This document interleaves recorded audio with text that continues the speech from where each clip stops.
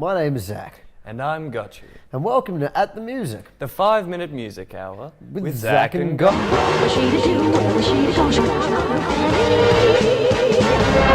Music has been around for almost all of time, with only a little bit at the beginning where there wasn't any music. Since then, music has been evolving, finally transcending itself and becoming sort of like the baby at the end of 2001: A Space Odyssey. I'm talking, of course, about techno. So what better record to review first than underground techno legend Levon Vincent's cryptically titled debut, Levon Vincent. Matt, I know you're a big Levon boy. Yeah, I really like this album. It's got your sort of Drexcier, sort of squelchier sounds. It's got your big, heavy, Trezor-esque club banger numbers like Junkies on Hermanstrasse. Oh. That's a great song. And Such then a good name as well. Oh, lovely. And that epic track. Launch Ramp to the Sky? That's it. With that like dirty techno thump. Personally, I'd give it 4 Zacs. It's a 4 Zac and a half a Gotchy Really? on like a really good day. But I think right today, you know, With your morning coffee. I haven't had my morning coffee today, so I'm feeling like it's a confident 4 Zacs as well. Have you ever sat or thought? Well, I don't know if Courtney Barnett has, but the title to her new album, Sometimes I Sit and Think and Sometimes I Just Sit, would be an acceptable answer to that question. Now, Zac, is it time to throw another shrimp on the barbie? Or is this one for the skillet? Well, I don't know much about shrimp or skillets, Matt, but I do know something about homegrown talent. And I think that Courtney Barnett has that in a big way. I think she's a national treasure. Yeah. It's really nice to see a local person just like exploding internationally in such a way. I think particularly it's just nice to have like a strong female singer-songwriter like with a lot of character kind of like reaching the top of any pool. I think it's great just to hear someone talking about things like the Great Barrier Reef and Preston being depressing.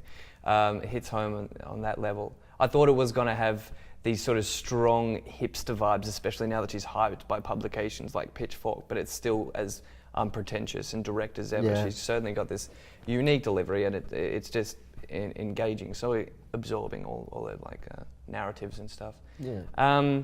Yeah, I liked it. I mean, it's to me, it's still like a pretty standard rock, you know. Yeah. It's no frills, which is a good thing, but at the same time, it can never truly grip me, I think. I think it's a really great record. I think if I'd never listened to Courtney Barnett, I'd be like, whoa, but I've seen her just so many times recently, and I'm a bit used to her. So unfortunately, you know, that means that it's just kind of sitting at, I think, 3 Zacs and half a Gotchy for me. But, you know, certainly if you've never heard Courtney, I mean, that could certainly be a 4 Zac'er. Yeah, certainly. Drop the Gotchy. Yeah. Well, I am going to drop the Gotchy, and I'm going to give this 3 Zacs.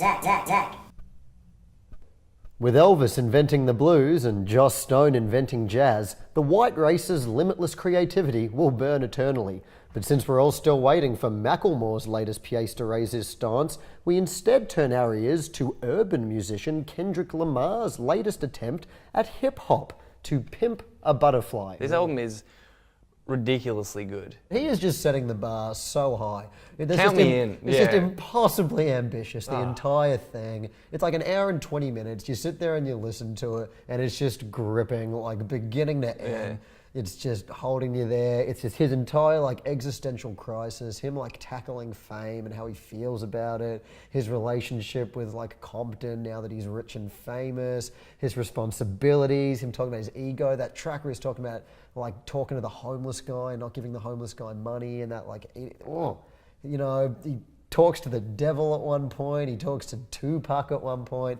He's just talking to everyone I want to hear him talk to. His actual rapping is different on every single song. He's like this full performance artist where he has a new concept for how he's going to rap. Like on You, for example, he puts on that sort of drunk, like asphyxiated, choked voice.